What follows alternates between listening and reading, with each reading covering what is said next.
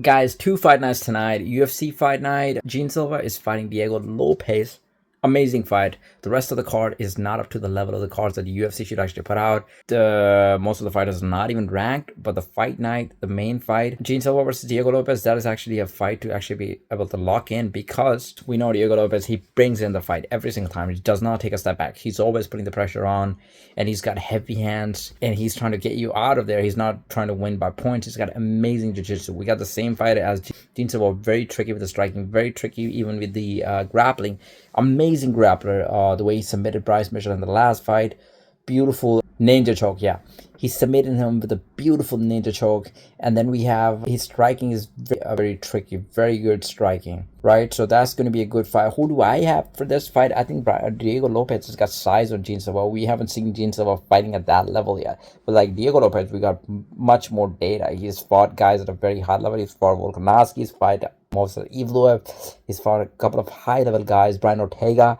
With Gene Silva, we haven't seen him against guys of that level. We saw him against Bryce Mitchell, and he was able to relatively beat him with ease. And Bryce is a very high-level fighter too, but that's pretty much the only guy that he beat. So I don't really know. It's hard to make a prediction over here. I can see Gene Silva actually being a bit more tricky for Diego Lopez. I think Diego Lopez, although he's got very good hands, he's very simple, very basic with the striking.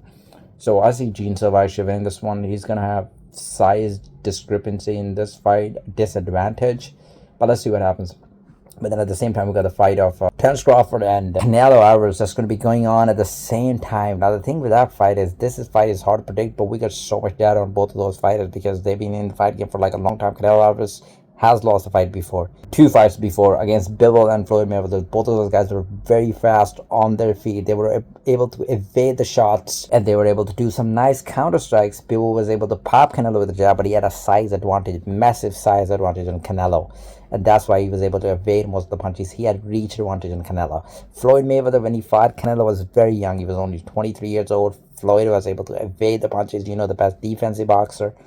And it was a 155. Now, this fight is a 168 super middleweight championship with Terence Crawford, who has bulked up. We don't even know where his punching power is going to be, because Terence Crawford, he hasn't fought at this weight before. He's been fighting at 147, but 168 is putting a lot of muscle on. So, but that can potentially do is, although we do think is going to be, he's going to slow down. He's not going to have the same stamina. He's not going to have the same speed. But what that could come up is like a higher punching power. It could go the other way. Like people are saying that he's not going to be able to hurt Canelo, but he might be able to put something that we can't think of right now. But with the other thing, they're broadcasting the fight on Netflix. I think this is such an amazing opportunity. Netflix actually played the long game. We're not paying £60 for the pay-per-view. I mean, like the UFC, the pay-per-view is like £60, £70. Just spending a lot of money. They've got the pay-per-view on Netflix.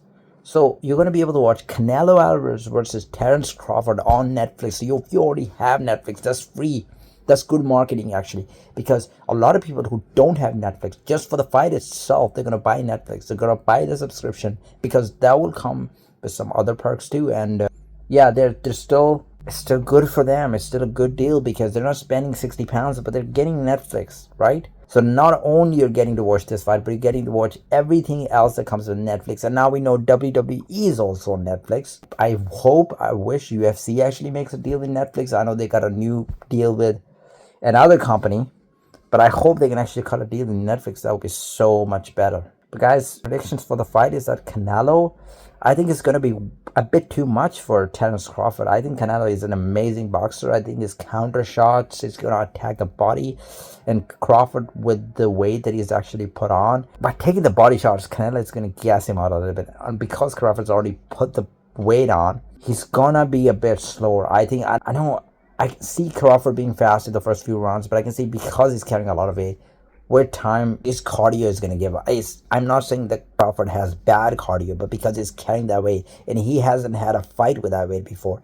And I know he's been training, but training is different. You're not putting the same pace on. You can do 5 rounds in training. You can do 12 rounds in training, but it's different from the fight because you're giving your full 100%. So I see Canelo might be a bit too much. I think it's just because Canelo is not going to take the step back. He's going to put constant pressure on, and Canelo has actually leaned down for this fight. So he's going to be fast, and Canelo has never been dropped. I'm not talking about getting knocked out. Canelo has never actually been dropped. So let's see how this fight goes. I got Canelo in this one, but it will be great to actually watch it on Netflix.